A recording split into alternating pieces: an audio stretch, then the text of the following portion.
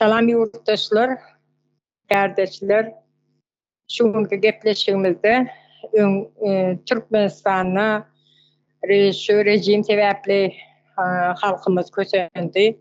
Şo sebäplen täze Türkmenistan gurulmaly diýip ýola çykdyk. Inni öňkü kösenenlerimiz täze Türkmenistanda nähili boljak? Bu barada kardeşlerimiz bilen biz gepleşik etmekçi. Söz alacağınız var mı? Men dowam edeýin. Häzirki rejimde ne polisiýaň bardyr, ne mehemäň bardyr. Halk tarapyna halk şeýle bir kösendi.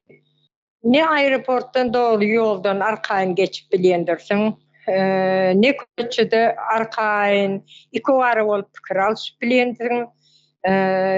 Siyasete hiç ile koşulmana çüş gepleme deyip dine içinden gepleşip hastanalara barayan hastalygyna şifa boljak doktorlarymız ýokdur. Mekteplerde çağlarymyzda bilim berjek mugallimler ýokdur. Sebäbi mugallimler özlerinde bilim ýok. Çäre bilen diplomalan mugallimler garaz kösençlik üstüne kösençlik. Şoň üçin hem täze Türkmenistan gurulsun, halk erkinlige çyksyn, özerklik bolsun diýip bu ýola düşdük. Neme Suat Ýaşymrady polisiýa alypdyr diýdiler. Ýaşymrad Döwletcan Ýaşymradow başlaň, men o ýerini neme garşdyrdyň. Kalbasa çeх açdy. Lewapdan açylyň bilen halkyny mut kalbasa paýlap önümlerini paýlapdyr o. Halk degende eýýam bu halky töweline ýüşürip başlady diýen gorku bilen Ýaşymradowy aldylar. Egerde Süleyman neresi öldürüldü. Şo wagtynda öldürülen wagtynda biz gynançlyk bildirdik, gaty gynandyk. 14 ýaşyndaky çempion oglan. Şo wagtynda Döwletcan Ýaşymradow menem boksýör, meniň izimi alyp gitjek oglan şu diýip hiç bir nemetmedi, hasap soramady, talap etmedi. Bu oğlanı kim öldürdü? Näme üçin öldürüldü? Diýip hiç ile hasap soramady. Halk töweregine üýşürmeli. Sebäbi bular ýalyk neme sportmen oglan, çempion bolan oglan izinde yetiştirmeli, şägird yetiştirmeli. Ol bir sanak neme Ýaşymradow bolmaly däl. O 100 miňlerçe Ýaşymradow bolmaly. Şoň üçin Süleyman barada biz gynançlygymyzy bildiren wagtymyz ol sırtyna ýaşyl baydagy alyp TikTok'larda bol paýlaşyp durdy. Çempion men diýdi, neme arkadagym diýdi, arkadagyna sag bolsun aýtdy, şeý diýip durdy. Maňa degmedik ýylan 1000 ýaşasyn diýdi. Ine bugünkü günde o ýylan hemen Döwletcan Ýaşymradow özüne de degdi. Kiminäni aldylar, göz ýumdylar. Alsyn, maňa degmese bolýar diýip eginde gysdylar. Indi şu halk bir oýlanyp düşünip görsün da. Näde diýen eken?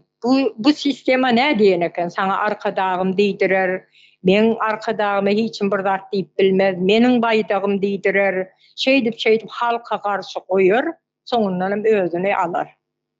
Ine maňa ýeke Ýaşymradow däl. Her kime de değişir şu zatlar. Her kime de. Buyurun Merdan Bey, siz devam edin. Sağ olun Bahar Hanım. Esenlikler oğluyla. Üniversitede sistema var da gurulmur ya. Da düzgün var da Türkmenistan'daki alıp barlayan düzgün var da. Yani halkı yaşadırlayan düzgün içini gurulmur ya. Ya da özünü devlet kuruluş deyip görkezleyen düzgünün özüne alıp barşy ya ýaşap bilme şertini gürrüňe watyrsyn da ýani Süleýmanyň bildirilen wagty ýani iň ýakynlary, garyndaşlary, ýakynlary ýüzlendiler, halka ýüzlendiler. Inde ýanky döwletçanyňam baýdagy parladyp ýene edip ol etişler gowy ýöne şu sistema döwletçanyňam başyna ýetdi. Ine şöyle bir habar bar da hakyky ýankaýçyny ýaly halka ýakyn bolan adamy bu sistema neme diýendir? Aýyrýandyr halkdan. Ýa halk ýani bir-birine iç-içe bolup örgütlenme meselesi. Bir-birine ýa-da halk türkmençe aýdanda bir bilen halk ýakyn bolup gatnaşyklaryny berkitmesin halk öneme. Näme diýilýär muňa? Horizontal gatnaşyklar diýilýär halk öz aralarynda bu gatnaşyk.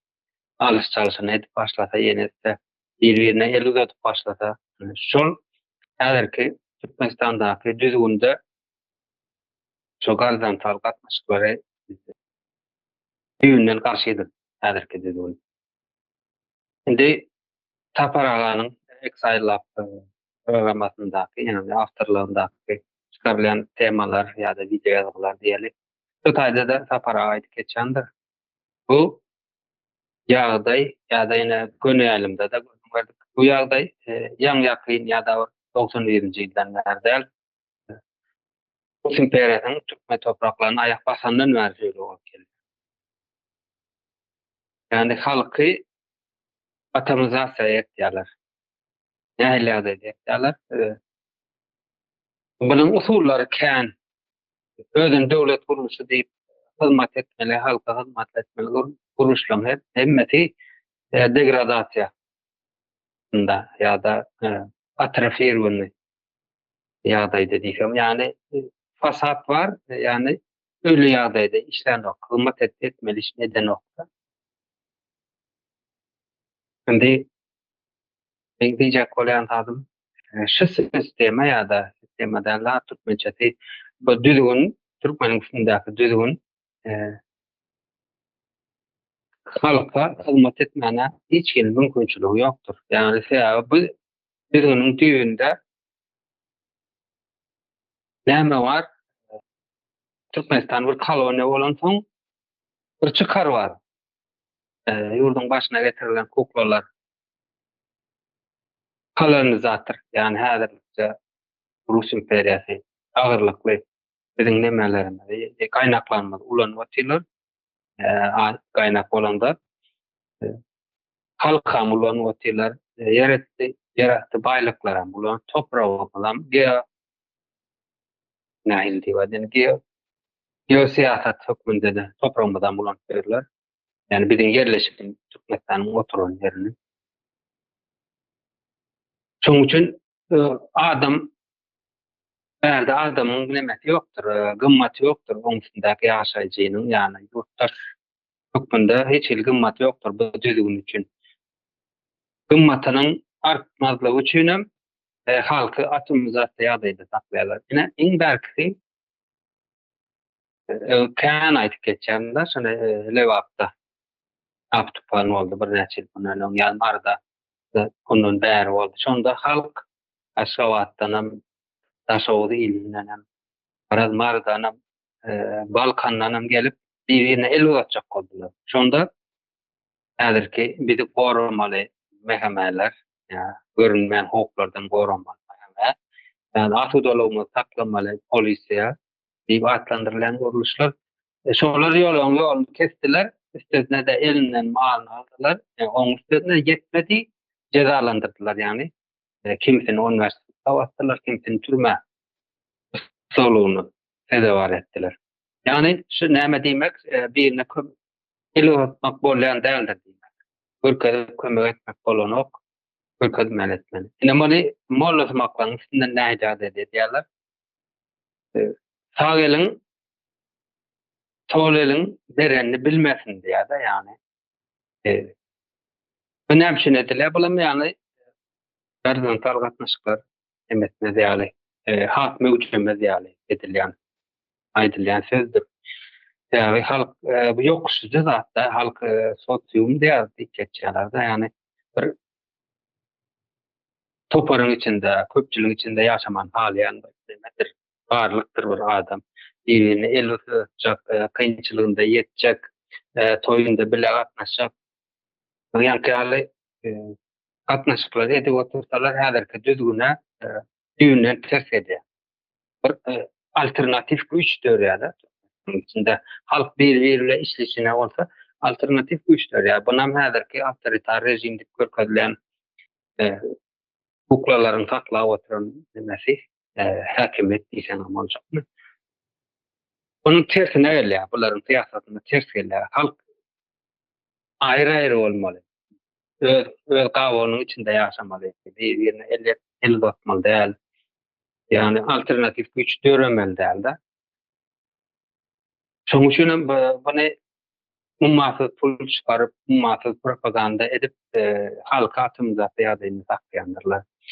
Yani bizi gorumaly, bize hizmet etmeli guruluşlarynyň hemmetiniň çüredilmegi bu ýörit edilýändir. Yani gurumaçylyk ýa-da edilýär. Şäherli döwlet guruluşlaryna halk inanman başlaýar. Adam öz derdini gözläp başlaýar. Bir ýarym matbuat tebiýe gider. Bolýar tebip bilýär eken diýsek. Ýa-da bir ýerden güýç isleýek wagty ýa emosional bir durgunluk bolan wagty bir dosyanyň ýanyna barjak, agatynyň intiniň ýanyna barjak. Bu taýlarga atamazat bolurdy. İçine aýdyp bilmäsiň näde bir çölde bir näçe asr mundan owur bolup giden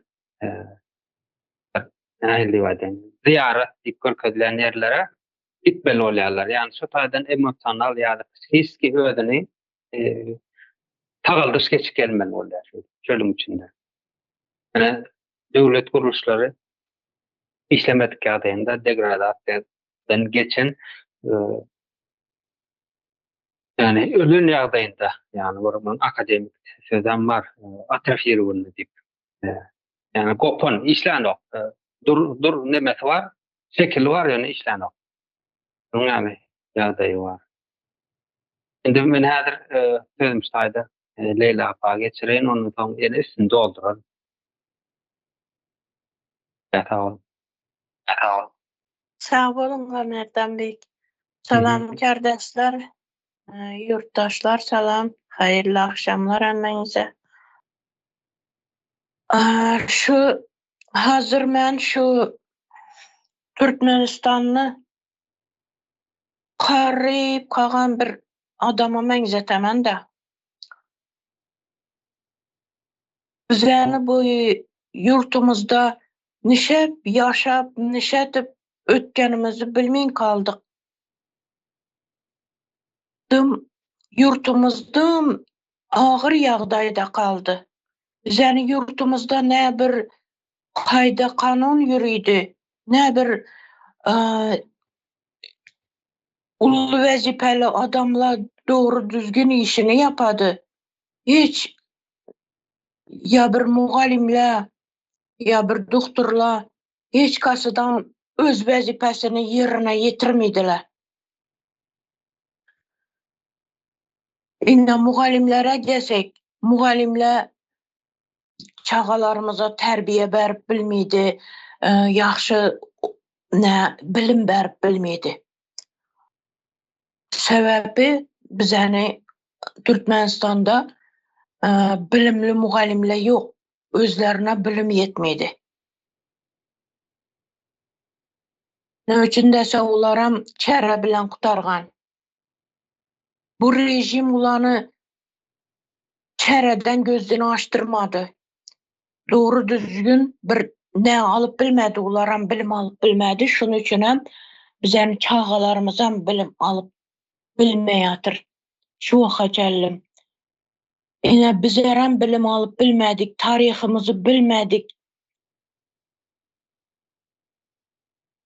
Şu waka geldim.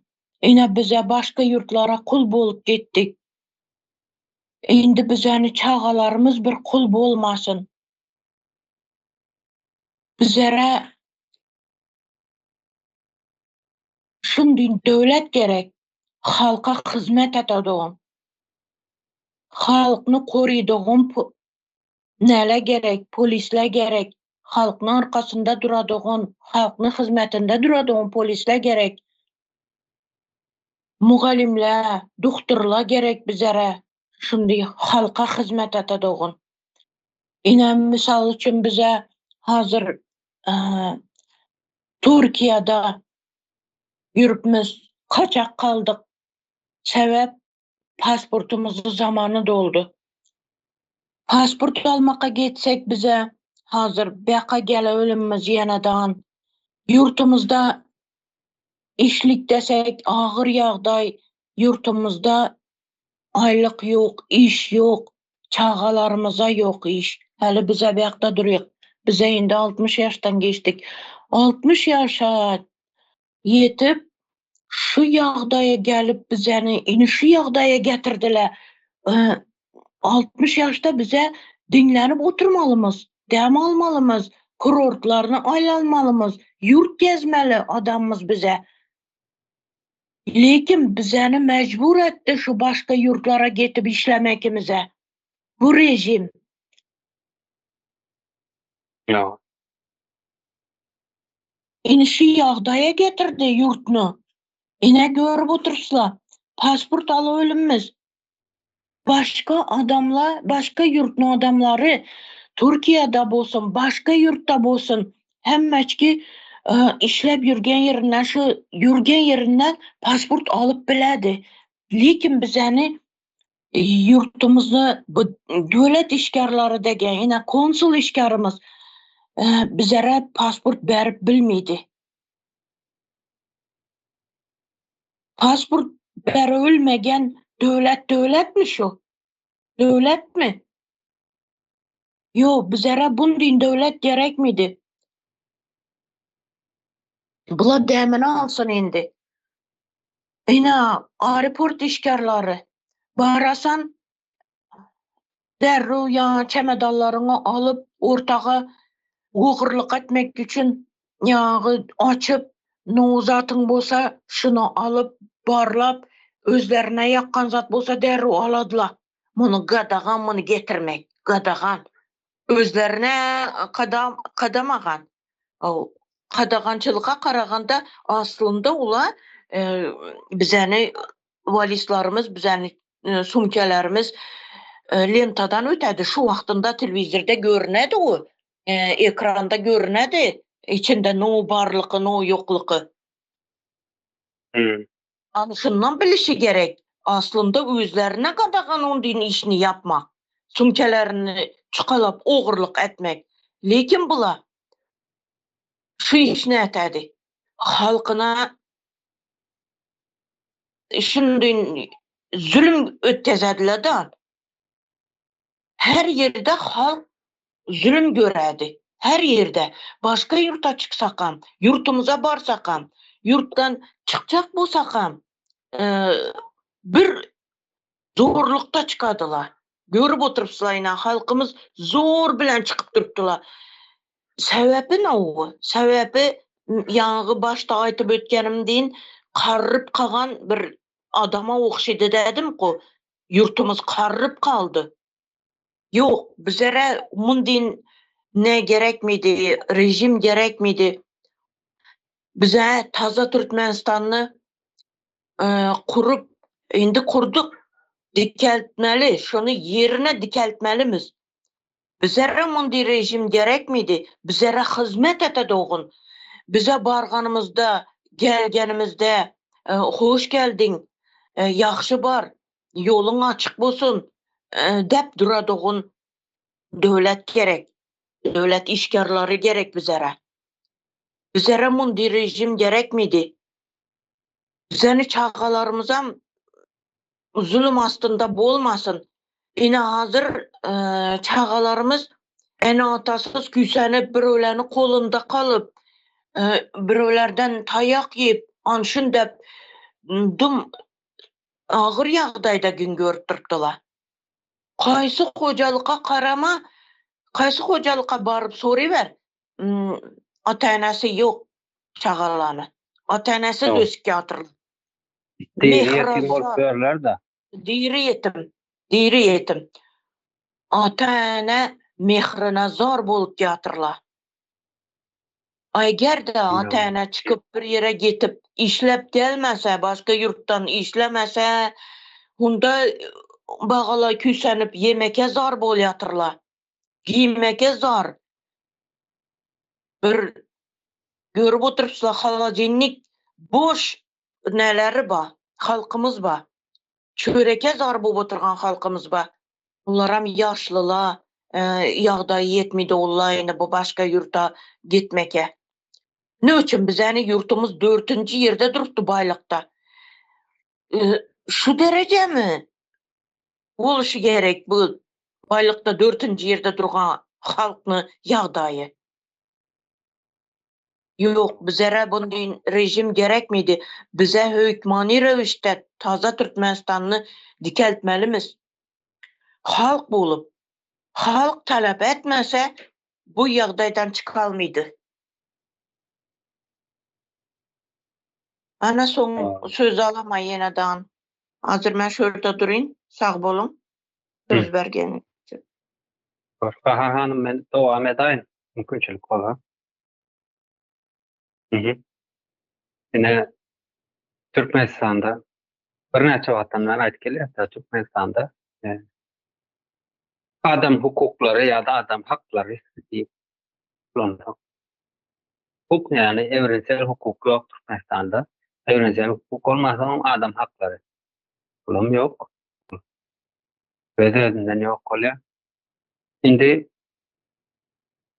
adam tebii haklar deyip rahat adamın tebii hakkı ya. İstediğinde ya daha doğrulanda yurttaşın tebii hakları. Nämelerden ibaret? Ene köp konstitusiyalarda yazýanlar. Erkin ýaşamana hakkı adamın. Yurttaş olanda yurdun içinde erkin seyahat etmene, İslamiyanda ýaşamana ve topraklarında, saylan hünärinde işlemene, İslam ya da saylan ilmini edinmene, eğitimini almana, İslam adam bilen durmuş durmana, önümçülüğünü etmeli, bir zatlar döretmeye, ya da bir zatlarla gazaplanmana, yani bir sellesinde fikri düşüncesini açık açık aytmana, şu zatlar tebii hakkıdır adamın. Şimdi Türkmenistan'da bu ýagdaýlar hiç gaýty yok. Mecbur ýagdaýda ýa ollum ýa polis ýa şonuň ýaly döwlet ýa hökümet işgärleri diýip adlandyrylýan yerlerde işlemeli bolýar. Ýa özüň bir zat öğretjek bolsaň hiç mümkinçilik ýok. Toprak meniň elinde däl. 81-nji ýylda 1881-de Türkmeniň topragy elinden alındy, häle ýygyna gaýrylyp gelen o toprak. Şimdi gaýsaça Türkmenistan'da yurttaş hukuku yok da. Şimdi yurttaş hukuku bolan, yani yurttaş hukuku näme diýme? Adamın egeri, gymmaty, öňe çykmagy. Öňe çykýan yurtlarında, yani ýa-da has berak söz bilen, odan sözlenen demokratik yurtlar diýär. Demokratik yurtlarda yurttaşyň we adamyň nemesi, egeri, gymmatlygy iň öňde durýanlar. Näme üçin? Adam iň öňde durýar. Mal barlykdan hem ýa-da taşynar taşınmaz mal barlyk diýerler. Ulagdan, toprakdan, önümçülükden iň gymmatly adam. O näme üçin? Sebäbi şol galan zatlary adam durup bilýär, adam döredip bilýär. Yurttaşyň bilsek, ulagam edinip bilýär, önümçüligem edip bilýär, topragyna edinip bilýär. Şimdi Türkmenistan'da ne? Men özümden alaýyn, men toprağım yok, öz şahsy toprağım.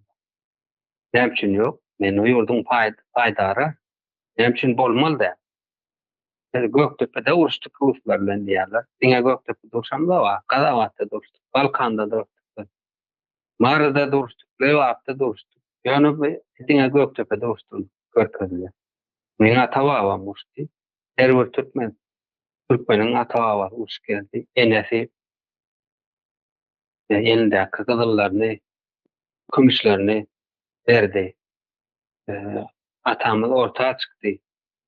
Öyle, men demek şu yurtta doğuldum, atawağım gorak geldi. Benim şu yurdum paýdary. Näme üçin men toprağım yok. Näme üçin men Gurbanoğlu ya da onun oğlu olar Serdar ortaya çıkýarda dünyada çıkmaktan 4-nji ýerde energetika gorlar boýunça diýip. Ya da ýöne men näme üçin ilk banda oldum ýoksa. Näme üçin beýlerini hyzmatyny etdim. Näme üçin men elimde hünerim ýok. Näme üçin men iqtisadetden başym çykanok. Näme üçin men bilim almadym? Näme üçin men Türkmenistanda okudym, orta okudym. Hukuk tapagan almadym men. Ya hälem alynan okşo tapagy. Iqtisadet öwredilen ok. Döwlet guruluşlary biz döwrümizden öwredilmedi. Taýy döwrem öwredilmedi. Şu adam öwredilen ok döwlet guruluşy. Premier minister kim, minister kim?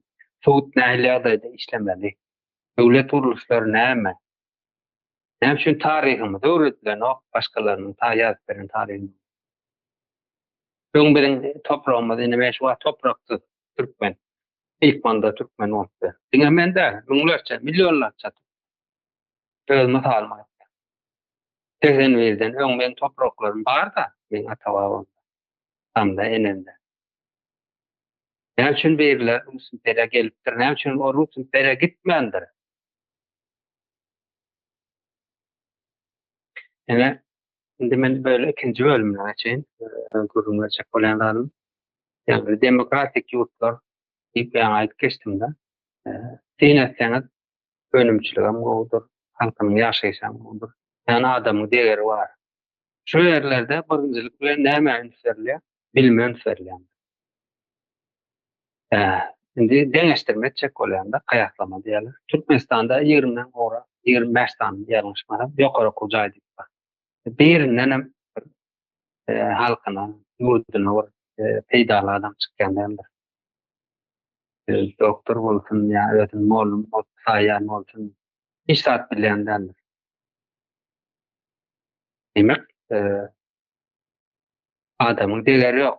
Näme üçin bilim birinji orunda durmaly diýen.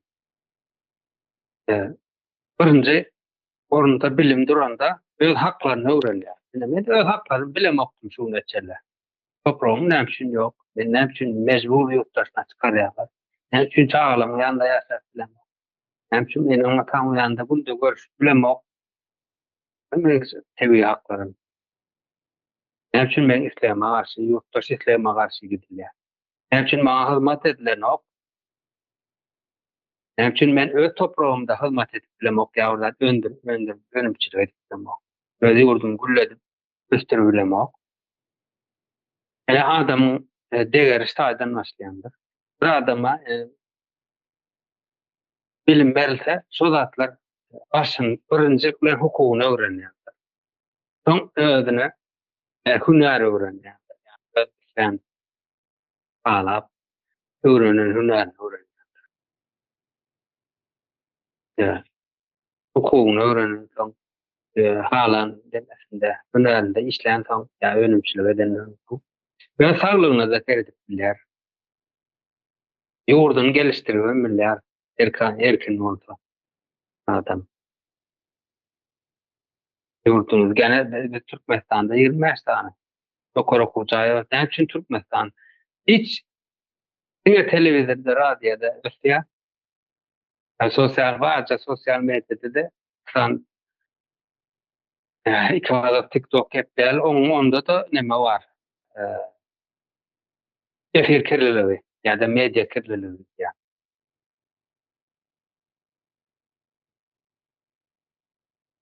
Bilim bir ýurtda bilim berilmeýän bolsa edip andaky. O taýda ne adalet bolar, ne adam, ne mewresel hukuk bolar, dünýä hukuk bolar, ne iqtisadiýeti. Bir işler, bizde şu iqtisadiýet işlerini bar. Iqtisadiýet diýende awtoritar rejim bar Türkmenistanda. Awtoritar rejimler näme edýär? Iqtisadiýeti öz elinde tutýandyr. Özlerine hyzmat etýän marginallar Yani bizi tayaklayan mahkemeler,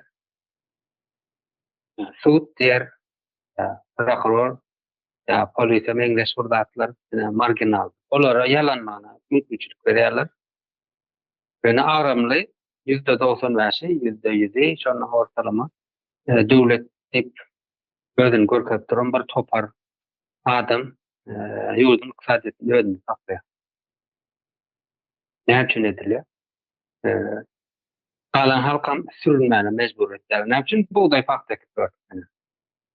Halka ya da yurttaşynda onun hyzmatyny edip, itik edip ölüp. Yani awtoritar rejimin düzgünü şodur. Halkyň elinde güç bolmaly däl. Halkyň eline topragy gaýdyp berseň, meselem, gaýdyp berseň bir ölümçilik etjek. Doğrumy? Bir kalwe nemetjek, dokunjak, yüreklenjek. Yüreklenen soň okap başlajak, bilimli boljak. Hukuklary şo taýda toprak gaýdyp gelende hem yurttaş hökmünde hukukam ýörek başlaýar ýani. Hakkı eline gelýär, hakkı. Yurt eýes hökmünde bolýar. Ol awtoritar rejim üçin böyle gerek däldir. Diňe atomizatsiýa ýagdaýynda saklamaly, halk bir-birine kömek edip bilmeli däl, kömek etjek bolýanam. Ýani dewapdaky ýagdaýyna aptupan bolan ýa-da ýaşamady. Döwletçanyň nemesinde ýa-da teminen ýagdaýynda halka ýurtda bolupdy, açyklandy. Ortadan aýyrmak, halkdan uzaklaşdyrmak. Halka bilim bermez ýaly, horizontal atnaşenýa girmez ýaly halk. Örgütlenmez ýaly, saklaýarlar ýagdaýy. Näçe demokratik ýasalar ýaly bersinler ýa-da adam haklary bar diýip öz konstitusiýasy ýaly bersin. Ýok öyle, Türkmenistanda öyle zat ýok. Şimdi nemede de döwlet kuruluşy bolan ýa-da doğrudan doğru oturtulan ýurtlarda döwlet kuruluşlary saglyk sistemi bardyr. Ben kardeşlere açyk ulatman boldum. Fikirim jemläýin. Saglyk sistemi nähili işlemeli? Ene ýöletenden ene ýa-da margaretden habar alaýyn, ýakyn. Hüjüm owanyň o tarapga we o tarapga hüjüm o tarapga kaleýlen köň atlarda soň bir çetdi at japar gaz işleýän define dawatlar zäherini pürküpdi. Ene saglyk sistemi işlende şo zatlar bolany näme edilýär? Bu bir näme usul tapylýar. Şol dawat işläpdiler öne üstesi halka ýaýramaz ýani zäheri. Filtre koyarlar ya da başka usul bilen önümçülüğü ne derler. Ya da bizim ağıfığımız meseledir. Yaptığın tuğucu taratma olup diyor. Ya da ağıf meselemizdir. Ara imite, imene nemesi bolmadık, GOST'tan geçmedik nemeler var da standart var. Belli bir derecede derman katkısı var mı? Yok. Toprağın kirliliği ya da hovanın kirliliği şu zatlara eritip durup sağlık sistemi olmalı. Sağlığa da işte yine de medisina diyene sağlık. Bilim olmasa medisina da ne yoktu. Kesip bilen, dikip bilen, ya içinden burada kesip kopartın körüp bilen hirurglarımız var. Yani neme yok. Profilaktika şu zatlara bağırın ağrımaz yani. Böğrün ağrımaz yani. Anahta su gerek mi? İmit go imit gerek mi? Vitamin D gerek mi? Sağlarımız nutriyentler, zatlar, imitler. Yani öyle hanım azıcık. Ebeden devam edeyim. Ondan sonra yine polisiye kuruluşu. Bizim asudologu varamalı. Bir hiç mertebesine değmezler. Bir mülküne geçmeliler. Şahsiyetine yetmeliler. Tuzakları korumak için yani asudolog tutmak için gerek. Bunlar neymiş? Şu var. Häzirki düzgünde ýani mejbur etýärler. Polisden şo ýagdaýda işlemeli. Psikolojik tarapam bar. Näçe mejbur bolýan. Ony bir başga bir temadan ýerde. Ya, ýepeşiklen ýerinde üstünde boldup beren. Ýa-da ene harbymy berdim. Harbylar. Görünen hopdan goramaly. Ýani asfaltçy, teröristi diýene diýdi harby adamlar şondan goramaly. Harbylarymyzda näme ilklermede, gaýdlarmyda, gaýrylarmyda işlemene barýarlar. Eskerlik. Ýenjeli andyrlar, psikiski batkylarny andyr. Onun her türlü usullar var da yani şaydan esker adam çıkan nokta boyun egdirilen adam çıkıyor. Yani fayda. Benim için modern yararlar ulan bilen oklar. Dinlemeler, eskerlerler. Fiila boş boş ziyanlı vaktin geçiriyorlar. Veya gerek var. Biz yani geçler tutmuşsan o koloniyada uçyan. Yani bizim güçlü eskerimiz olsa biz koloniyada yaşar. Nereye çıkar? Hemen özgürlüğe, erkinliğe çıkacak değil. Ya gücümüz var. Eskerimiz var. Ya da yine mehemediyetim. Dedi görünmeyen hoplardan varacak. Dedi ağız olmadı, ağırlık, üçüncülüğümüzü, ya da şüpheyanlar, ya görünmeyen terörizm, ya radikal İslam. Her türlü görünmeyen, adeti gözün görmeyen hoplarını ben korumalılar bizleri. Ya da biz 50 yıldan biz nehirlerde de işlemeli. Yani nehirlerde de yaşattılar. Stratejik nemeleri gözlertilmeli. Olar olsa bizler koğulap böler. Näçe oğlum çıkset ya, näçe adam çıkset ya, näçe ejeng çıkset ya. Benim oğlumuz gayrına bas edip, urup söýüp, şantaj edip, tökmet edip içeriye alıp böler.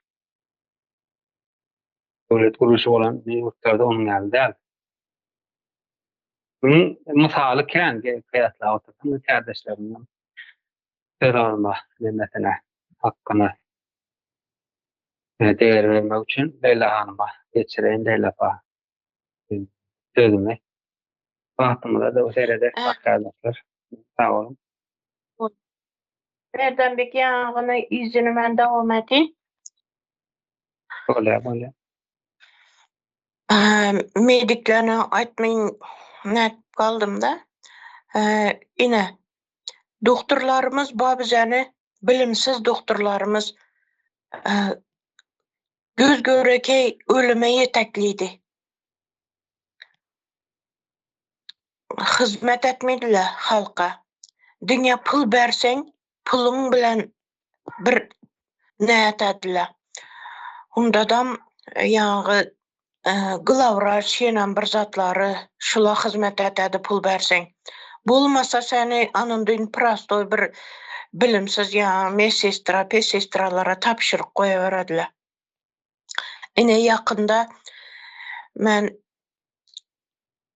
uluklarımdan gelgen haberlere karaganda eşitjenim şu Kalilinski degen nämiz bo bizani. O badillämi Kalilinski rayonumuzda. Şunda Kalilinski'de bir yaş gelin doğupdu. Şu onu doğup bilmegen operatsiýa bagalla 4 çağa doğupdu. 4 oğlu bolupdy. 4 oğul bolupdy. Her kasy 1,5 ýyla. Hawa. 4'sü birden bolupdy da operatsiýa bagalla 1,5 kilodan 300 anyşyndy bolgan. Hem biri sağ bolup çykkan. Düm ýaxşy, saglam. Lekin 7 aylykda dogulgan. Şunuň üçin 7 aylykda doguldy dep bula vakum diýen zata saladlandyn. Şişe bolady-ky. Nefes ber goýady ağzyna. Şuna 2-2 bir ya vakum. Şuna salyp goýganlar ýagy çağalany 4 ölgen. Eger de şu yurtumuzda ýagy dogry düzgün hizmet etediğin devletimiz bolsa bizene, doktorlarımız bolsa, şu çağalanı nişetseden öldürmeyin, voyaga yetirmekni ilacını göreredi.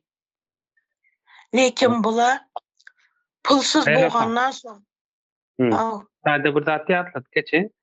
Yine biz siz masalelerini kurumlar ortayınız. Şimdi awa. şayetlerimiz tüylerin hakiki olan vaka, facial vaka. Awa.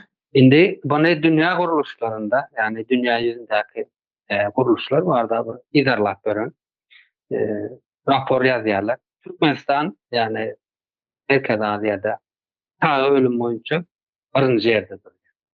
Awa, birinci yerde durupdy bizen Türkmenistan. O dünyada da ikinci yerde duruyor. Ta ölüm boyunca. Dünya atla değil. Bu ben aytgan nemeler maglumatlar ya bilgilerim var. Kelleden toplama değil. İnternete gelin yazgısı onu. Buyurun. Selafı. Awa, şunda bir ýaňy çagalan dörtsünem öldürip näetjälle, koluna bergelle. İkisine bir vakım boğandan soň çagala näpes yetmegen. Nöçe şunda ýetediler? Şoň Leyla hanım, şoň bara hakikat doktor işini o edip yapacak olsa, o çağanı öldürmeyecek olsa her çağa ayrı yatırmalı onu. Onlar ikisini bir näme için pul verilenlerdir onlara. Şoňa pul verilse ýanyna durup seyrederler. Häzir şoň ýalda puluňa seyrediýerler. Sen yüzüňe, saglygyňa seyredilmeýe. Allah Pul oýnýar da ortada. pulu bolsa karara düşüla diýmen. Eni şu vakum degen zat ne üçin yetmedi, şu çağalara ne üçin yetmedi? Ahir bize 4-nji ýerde durupdunuz baýlykda. Skorla yetmedi. Ne üçün? Bizeni bu rejimni yegenleri artık çoğuluk yoğuluklarına çellim bir 7 yaşardan 70 yaşarına çelli samolyot minediler. Ok ötmeden kımmatbaha arabalarını alıp minediler. Ne üçün halkımıza bir skori yok. Skori alıp berip bilmedi bu rejim, bu devlet degen. Ha? Şu hatta benim Elapa benim oraya düşüncem var hali. Aslan benim söz alacak etken. Siz sözünüz din sanat. Buladı ya. Buladı yaxşı. Ene şu skori alıp bermeke ýalda yetmedi bizene devlet degenlerine. Ne üçün dese halka hizmet etmesi üçün. Halk bulanı kollap kuvvetliydi. Nerede bolsa da. Lekin bula halkna eskermeydi. Şunu üçün bize taza Türkmenistan'ı kurmalımız. Taza doğulgan bala diýetmelimiz Türkmenistan'ımız içini. Oladı, sağ olun. Siz beriňinde dowam etsin Arslanbek. Öyle. Bana hanım söz verin. Derde yerimiz almayın. Yok neme Arslanbek, buyurun devam edin. Sağ olun. Baharhan. Esenlikler, iyileşler, kardeşler. Yaman neme. Günahçlı tragediyalar, bol peşinden zatlar, gülüme gülterce kardeşler. Nereden girip başlayacağımı bilemiyorum doğrusunu anlatsam. Yurdumuzda köpünce siyasete koşulma diyen sözler olanlarda. Ne için siyasete koşulmaya? Sebep elde oturan cenayetler vardı halka karşı. Rejim tarafından. Rejime olsa sisteme saklı oturan da olsun kuran sisteması. Şu elde oturan cinayetlerin üstü açılmasın, yankıyalı elde oturan ölümleri olsun diye mektepteki bilimsiz kaldırılı oturan, buluru sokulu oturan çağlar olsun. Şu zatların üstü açılmasın diye siyasete koşulmadı işte. Bunun arka tarafını seyredip bir oturup düşünüp görsen başka kelime anlarım vardı. Şunun ýaly gözüne seyredýände men meselem siyasata goşulma diýen wagty sen başgalarını gorama diýipdir. Sen mertebeni gorama diýipdir. Sen ayagyny, gyzyňy, ogluny gorama diýipdir. Şonuň ýaly manysyna gelir. Sen ýaxşy durmuşda ýaşajak diýip aýtma diýdi ýollarda. O sen ýa-ni bul hataryndaky adam sen diýipdir. Sebep bullar öz ýa-ni balyny özü keskitlemedi. Satasy gelen wagt satypdyrlar, alasy gelen wagt alasy gelen alypdyr. Biziň halkymyz hem edil şonuky ýaly boluşy şu gijegide. Şonuň üçin hem siyasata goşulmady. Seyredin. Yani özümden musal aýtsam, yani 7-8 ýyldyr başgalaryndan daşarda aýraşypdy. Çağalarym ulalyp gitdi. Köçede biri gepledimi, söýdimi ýa bir lapatdymy, ýene bir zat boldum. Bular kemsin oturan, bular ata ruhundan ýa-ni alan ýok. Şunça aşağılıkta ýaşady oturanda. Ya meniň en atam mene adam ýaly pensiýa almady mesela. Hemsini ýaşadylar. Öňki ýaly ýaş güýçleri hem ýok. Bir zat edin deme günümü göreyim deseler. Bu hem ýok. Men soň nädip ben bu sistemaya garşy çykmaly? Nädip bu rejime garşy çykmaly? Garşy çykmaýarym. Ya garşy çykmak buna ne doğru mu?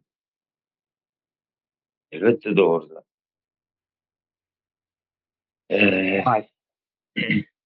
Ýurdun paýta. Mesela ne için gerek? Yani yankı aydıp geçen taraflarınız var da kardeşler.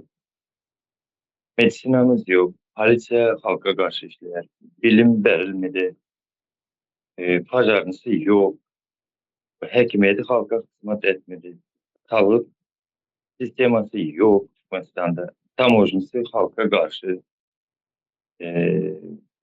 Kanunçuluk asla yok. Kanun diyen zat Türkmenistan'da. Migrasiyası hem sonraki yalıp, prokuraturası hem halka karşı. Son hemen bank kuruluşları hiç yok. Hazinamız da hiç yok. Son beyleklerine ait oturmayın. Şu zatların bolması için, şu zatlar kanun derecede, kanun şeklinde işlemesi için tezde tutmaktan gelir. Tezde tutmaktan, onun için kurmalımızda. O sevdiğin indi polise değil geçildi. Şular doğrusu desem hiç bir yiğrenen kuruluşum da şular yurdun içindeki benim mesela özümki. Menki yalımiklerce var. Yurttaşlarımız elbette. Şular yankı şu rejime hizmet eden için, şu sistemada işlep duran için yankı bizlerin yankı her birimiz maşgalamızdan ayrı yaşadık. Yankı her bir maşgaladaki dava cenceller hem şuların sistemasının yüzünden. Ya mene mesela TikTok'larda zat önünden çıkardı da nene geldi, çağcıklar ağladı. Şular varlığı için şu rejime hizmet eden için şular yani maşgallar sonun ya. Hiç maşgala diyen zat kaldırmadılar Türkmenistan'da. Hemmesini dağda atardılar. Halka hem olsa yankı yal siyasata koşulma deyip yankı kulun sözlerini öğretip koyardılar. Bize hem şu an aydın halkımızdan şu zatlarla aldalanıp yürülen de. Biraz tezde Türkmenistan grubu sistemanı tüyübünden tez yıkıp tezde konstitusiye yazıp tezde Türkmenistan'ı durmanız gerek. Sağ olun menecemde. Nedir? Böyle.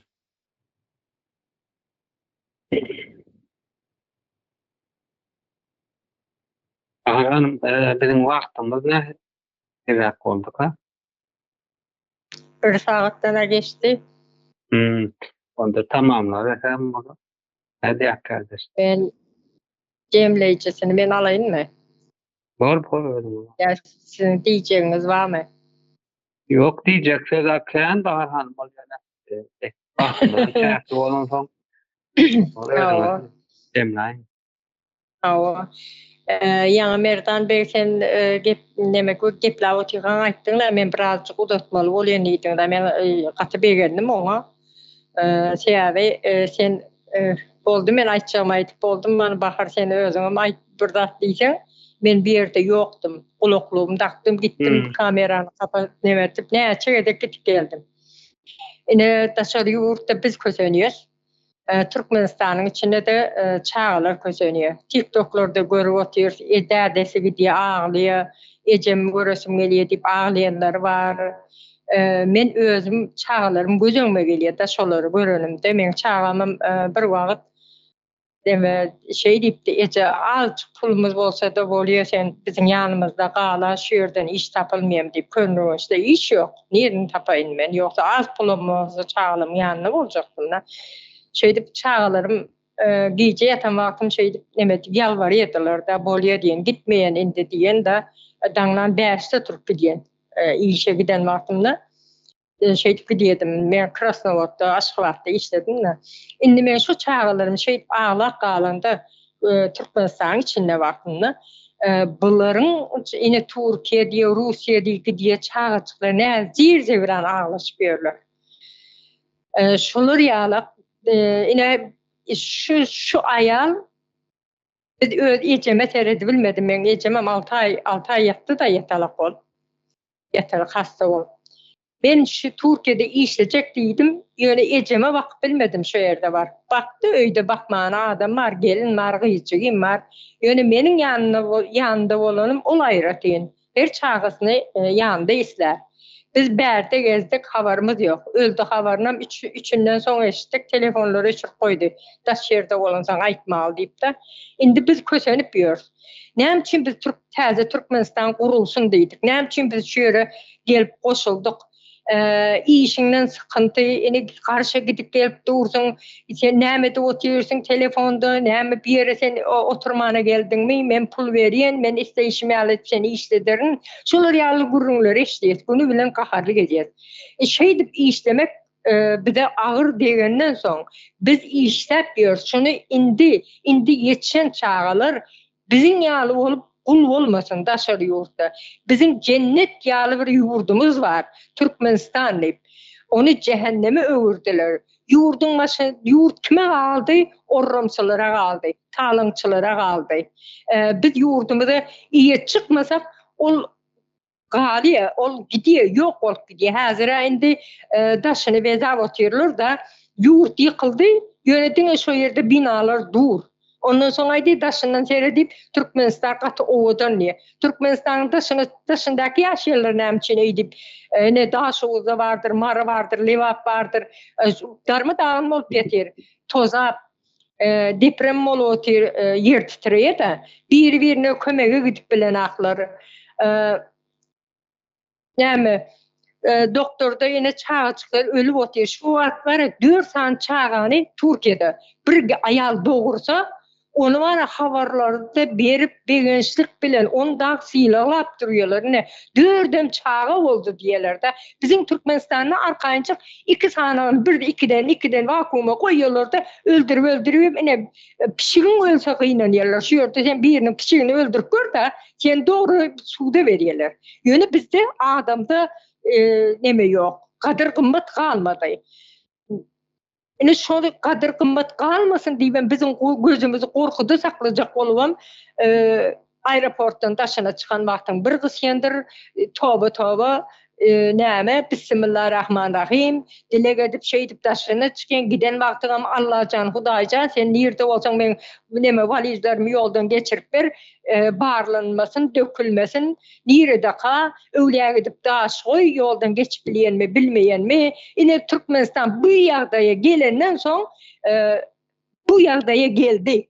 Polisiýalaryň gelýär aňyrdan gelýän wagtynda äşemleşip, polisiýa gören wagtynda 3 gün dil tutup oturyp ýoluny ütkötüp gidýär. Men erkekmen dik kesip bererler. Men erkekleri günahkarlamayyn bu ýerde. Rejimiň bizi getiren ýagdaý şeýle. Ýurtdaşyna gidende, äri giden bolsa näme üçin şoň maşgalasyndan участковый polisiýa bardyr şo ýerde. Ol oýnaş üçin gitmeli derde bar ha. Ine adamsy ýoksuň. Meniň şu ýerlere men jogap berýän şoň üçin hem gidip näme azar berýän ýokmy, gorkaňyzakmy diýip участковый barıp habar alýarmy? Almaýa. Yöne şol ayalı özü elde etmek için erin plan edipdir, teröriste koşulupdur, yine bir dad edipdir. Şolur yalı bahane bilen onu korkutup erinin yani yoldasının pul gelir ahırın. Şoň için şoň pulunu sömürmek için şu geline yakıylaşak olup çıtalaşıyorlar. Mehemeleri vardır, o polisiyeleri göýberiyor. Hemme zaten havari onu nemetdi, biz eşitip otuyoruz, nämetip otuyoruz. Ondan sonra öýüne bir gelkise, bu gidip meni yamalladım, kadip öýüne gelen adamdan ınanmaya da tişkindiriyor şondan. Şoň üçin halk bir ınanmayan bolýar. Sen öz doğanın öýüne gelse, şondan sonra polisiye gelip seni komitet çağırıyor. Biz hemme zaten eşitip otuyoruz, bäy doğanım gidip men satypdyr. Deyip son ýaly neme bilen doğuna inanmayan. Şolur ýalak bizi derejä getirdi son ýaly. Bir-birine inanıp bilmeýän, siýasetden gepleşip bilmeýän, siýasata sen goşulma, ine siýasata hiç sada goşulanak. Döwletçän ýaşamrat. Çeldämi? Diňe özüni bildi. Gitdi, bokslaşdy, çempion boldy. Surnoy bilen da, näme bilen dawul diýemiz, surnoymy, şoň bilen garşy aldylar. Her kim gujaklanam gujaklady, gujaklap bilmeýänem, iň ýyzdan gujakladym diýip elini uzatdyp durdy şoňa. Kalbysy şeýh açdy diýdi, halka paýladym diýdi. Näýlekin siyasete koşulmaya, halkın garipliğini görmeye, nämçin Süleyman öldürüldü diýip öňe çykmady, kimine nämçin içeri alındı, nämçin alındı, bu oglan nämetde adam öldürdü. Hani bizim bileli, bizim Türkmenistan'ın yurttaşım birim kimine devaplıyım şol oglan. Nemede Süleyman'ım çempion. Menin öz ayagyzym basyp geljek oglan şu. Yetişmeli oglan şu. Men şoňa gowanaýan ýaş yetişip gelýär diýip şu nämçin öldürüp durmady. Kimine nämçin aldyňyz? Nämçin bu täze Türkmenistan gurulmaly diýdi bu oglan. Hani özünden bir eşdeliň şonu. Näme ýamanlyk gördümi Türkmenistandan? Gel bu Türkmenistanyň beýle bir gizli syry bolsa bizem bileliň diýip şol ýaşamrady. Döwletçän öňe çykyp halkym ýyzyna ýerçeýip çykan bolanda bugün o ýylan ýaşamrady çokmazdy. Ine ýaşamradyň özünden çokdy şol. Ine komitetler hem şeýledir. Men şu wagt işläp ýörün, awşanaklaýandyr. Ýöne soňunda komitetiň hem ýeri owadan depedir. Özüm bara eýle bir urýarlar da özüniň işgärleri urýar şol özüniň eliniň aşagyna işläp ýörürler. Ýa-da polisiýeler bir gün işden çykan wagtynda ýolunda üstüne daş atýarlar. Hudaýyňdan tapdyňmy diýerler. Sen bir wagt maňa plan zat edipdiň, özüň menden beter boldyňmy diýerler. Filan aklarda şonu. Psikolog doktorlar var. Neme diýendir? Gyýç çağalar zorlugy uğran gyýç çağalar var. Şu eşitip otyryp biz şonda gaýtan şol gyýç şol ýere baran wagtynda psikology şu gyýdyň özüne baskı edip şoňlar üstüne neme edip awaýlap şoňa baskı edýär. O sen bu psikolog näme gerek bize? Dälhana baramyz ama psikologa ondan bari kömek isläp barýar. Ýöne ol baran çağany üstüne baskı edýär. Ine bu Türkmenistanyň hemme zady şeýle çürük boldy. Ya eskerlerimizde bir kadir gymmat ýokdur. Eskerlerimizin ayakkabı ýyrtykdyr, bit basyp ýörendir. Özüne uly razmerdäki bedendäki geyim berýändirler. İyim içimi ýok. Ondan soň daşyndan görende meniň eskerim diýip gowanyp boljakmy şoňa? Gowanmaýan, o köçe süpürip ýören bir esker. Eskerde men o diýilýär. Aý bu ağaç kesip ýören esker şeý diýip geçilýär. Bizi kim goramaly? Bizi eskerimiz goramaly. Meniň eskerim bar diýjekler. Meniň polisiýam bar, meniň mehemem bar. Meniň arkamda duran döwletim bar diýjekler. Ýöne ban bizde şol wagtda hiç gaýsy ýok, noldur. Nol dızy diýip de bir wagt bir pul alyp näme nire gitse pulun sowyp gelýärmişin, nol dızy bolup geldim diýip daş ozy bolan soňlay. Şoň ýaly Türkmenistanam nol hiç zady ýok. Haýsy ýerinden tutsaň gopup eliňe gelýär. Ýa Arslanbek gaty gowy bellek geçden ýerde maslajagyny bilemekdir. Başlar ýaly tarapy ýokmy? Hemmesini bir ýere üýşürip üstüne tüýkürük goýamaly. Biz täze Türkmenistanyň şoň üçin guruldy. Şoň üçin gurduk. Şoň üçin işimizi, güýjümizi goýup, ıňyrda näme adam bolsa çydap, çağalarymyza baskı edilse de nämese de ilk watanım diýip biz täze Türkmenistan gurulmaly diýip öňe çykdyk. Indi täze Türkmenistanyň boljak zatlar Polisiya halkın arkasında duracaktır, qoramaly. Mugallim yerine okuwçylar höwes bilen mektebe gitmelidir. Mektebe gitjekdir. Okuwy çağı höwes bilen gider ýaly edip çağany höweslendirmeli. O bilim bermeli, onu güler yüzü bilen. Şu her çağın karakterine göre mugallim şoňa ýakynlaşmaly. Şonu men okujak, men okuwa gitjek, men kitap okujak diýip höweslendirir ýaly mugallimde tejribe bolmaly şoňa. Düşünmez, öňünçe özünde bilim bolmaly ýaly. O çäreden çäre entep atasynyň puly bilen diplom alyp gelip durup häzir menem barsam 10-njy klasa çellem okudyp bilirim. Men okap geçdim onu. Ýöne mende uniwersiteti gotaran bir bilim ýok. Näme baryp durup okudyňmy sen gel hana aýt berdi bilen akmy gel baryp otursaňa işlik goýan emellek geçirip goýberen ýokardan näme patologdan alyp goýup geçirerin diýip diýip otursam menem mort bilerin mugallim. Olar ýaly mugallim bize gerek däl. Şoň üçin hem täze Türkmenistanda höwes bilen mektebe gider ýaly, okuwçylary höweslendirer ýaly mugallimlerimiz bolmaly. Baran banisa kesellap awariýa bolsa ýene bir zat bol. Sen daşowuzdan bol, daşowuzda bolup marda sen maşyn kakdy awariýa boldun ýa-da Aşgabatda maşyn kakdy awariýa boldun. Sen nireden diňi soramany şonu hormat bilen şo hassas eretmeli. Ölmesin. İnsan, Türkiye'de aýdylýandyr. İnsan sonuçta diye. İnsan ölmesin diýendir. Bizim hem Türkmenistan'da şu sözler aýdylmaly. Adam ölmesin diýip ýapşan doktorlarımız gerek. Seredýän doktorlarımız gerek. Barandan soň ağırsyna çydap bilmän öňül diýe nemeler. Näme gygyrýan? Näme çydap bilen Näme mızıldap ýatyrsyň? Diýilen bir eşek ýaly bolup aňyryp dursa ýanynda onun doktor mu bolýar? Ondan soň prezident diýen zat özü bilen prezident seçmedi. Bize prezident gerek däl. Bize o prezident sistemaly döwlet gerek däl. Ana şoňa öňünden hormat bolup çykyp duran doktorlaryň bolmaly, mugallimleriň bolmaly, polisiýalary öz uçaskada öz töwereginiň özüne degişli bolan ýeriň halkynyň ýahaly ýagdaýy bilen gyzyklanmaly, komitet hem şonu ýaly halka ilgilenmeli. Beýle bir döwlet bolsun diýip biz täze Türkmenistany gurmagy ýola düşdik. Buram guruljakdyr. Şu muny ýöne ýekemel gurmaly däl. Ýa-da Merdan bey gurmaly däl, Leyla hanym Arslan bey gurmaly däl. Şunu halk bolup gurmaly. Köçenýän halk, ejemi göresim gelýär diýip ağlayan halkyň çağasy. Berde 5 manada gazanyp, öýe pul berýär. Sen 10 ýyldan soň barda 10 ýaşyndaky oglany sen 1 ýaşynda taşlap gaýdan bolsaň 10 ýaşynda 20 ýaşyndaky oglany öňe alyp gujaklap okşap bilermi? Ullakan adam bolýar. Men oglumy var 4 ýaşynda taşladym da şu 30 ýaşynda. Men öýe barsam şu 30 ýaşyndaky oglany öňüme alyp gujaklap okşap bilermi? Eje diýer salam aleykum diýer durun ýerine gujaklap bilerin. Şu 4 ýaşyndaky çağan iyisi barmy şonu? Men şonu alyp bilermi?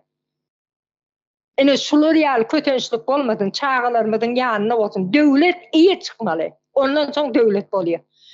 Halk bilen döwletdir döwlet. Halk bolmasa döwlet diýen. Döwlet diýmek halk diýmek.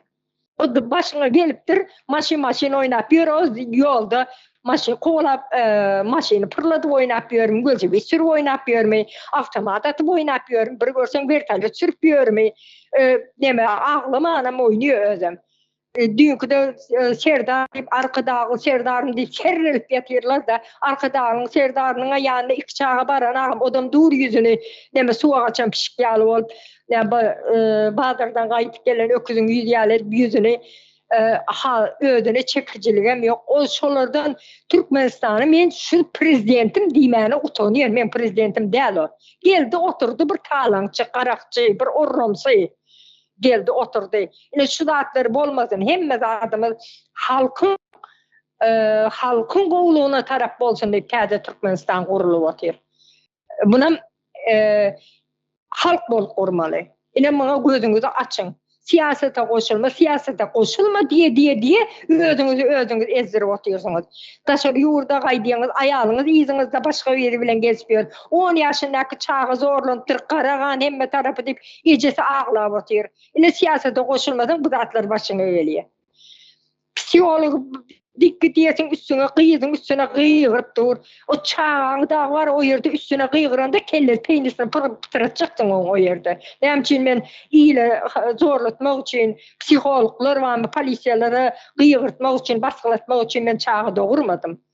Çağı yaşlar, çağlar devletin geleceğidir. Emeklerin devamıdır.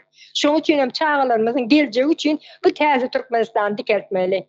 Uklap yeter, siyasete koşulma, yeni bir dat diyenler çok pişman, ödleri edilpiyorlar şu an. Yani yaşlılar var. Tarihin ne için bilmeye. Ne için yaşlılar birbirine sıylaşığı bilmeye. O götüne pampers giyip naskertisini cübüsüne koyup nerede men nas atarkan deyip oturan yaşlılar vardır.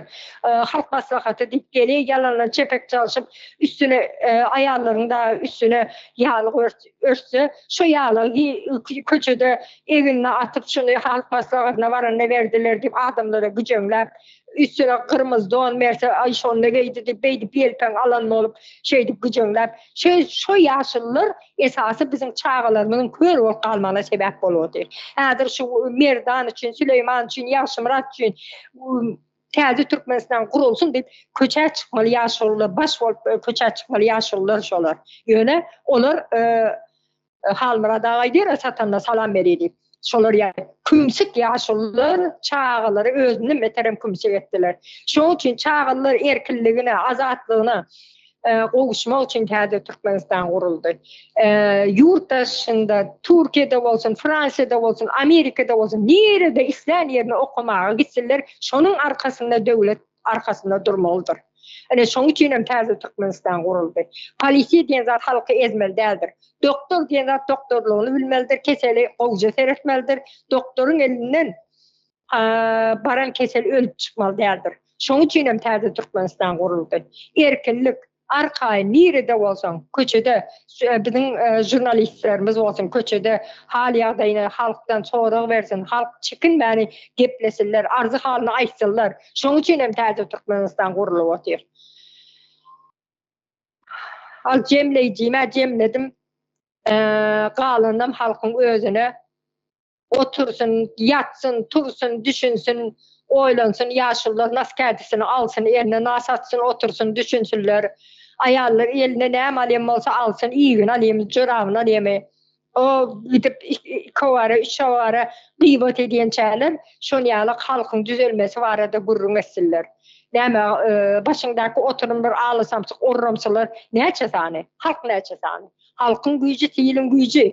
Halk bir ayağa kalsa, onlar hiç kim cinayetçi de deyip bir tors etken içine şey deyip çık ovucuna nemeğine alıp ağzına boğuk koymalı, sonra hasak soramalı. Bunca neçe yıllı, 35 yıl, 36 yıl Türkmenistan karışsızlık oldu, ne için bizi aldırdılar? Hani bizim arşivimiz, hani bizim lüstrası ne için geçirilmedi? Bu arada soramalı. Ne için oğudan defa atılıyor? Ne için iki adam anır veri iteleşenden derek türme atıp koyuveriyorlar? Ya da türme gitmeyecek o zaman bir tabar pul ver diyorlar. Ne için? Bunların hemmesinin yeke hesabını soramalı Tezi Türkmenistan'da. Çağlar ne için çağlar ölüyor? Çağın dünyaya getirmek ansat zat mı? Ansat bulan önemli. Çağı ölmeli mi? Özü bir 4 milyon halkı var. Hazırım başlayan. Türkmenistan'ın içine ne çeyrek adam alındır? 1,5 milyon adam vardır. O da yoldan geçip bilmedik. Onların bir gözünü kıpıp bir gözü bilen gözlep uğrayınca cıklap yatsın aşağından. O palça katnap, öğleye katnap, giyeceğin diye dile edip yıkılıp yatırlar. Türkmenistan'a ne yıl çıkarkam, aeroportuna ne açık geçerkam, Allah beni korusun, onların gözünü kaptırsın, ben geçip gideyim deyip dile edip yıkılıp yatırlar şu an. Hemmeten çık kaçarım ben. Başınızdaki Orromsu'dan bolurları da 1 milyon halk olsa oldu. Nemen içinde. De Türkmenistan bolur yani. Onun köp adam gerekten 4 milyonum ölüp kutarsın olur için. Yani olur ölçü hiç sürmeli, maşin sürmeli. Türkmenistan'ın halkın hakkı olan baylığını olur sömürüp oturmalı. Bir vilayetlerde olsa yollar yıkılıp yatır, elektrikler yananak, edene gidip yatır, ölene gidip yatır. Yollar çöküp yatır, bir yağış yağsa vertolyot bilen gidamazın, o köçeden o köçeye geçip olanak. Şoň üçin var bizim başymyzdaky orrumsydan mollalara seretmelerde biz halk bol. Watan yurt bize gerek. Türkmenistan döwleti bize gerek.